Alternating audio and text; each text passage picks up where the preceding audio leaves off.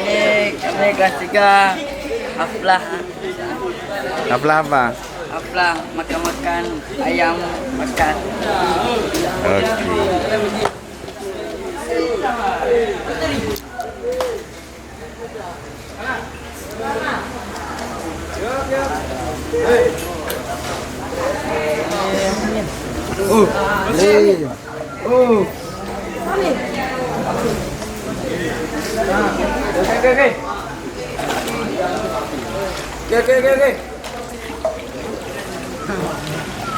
Oke.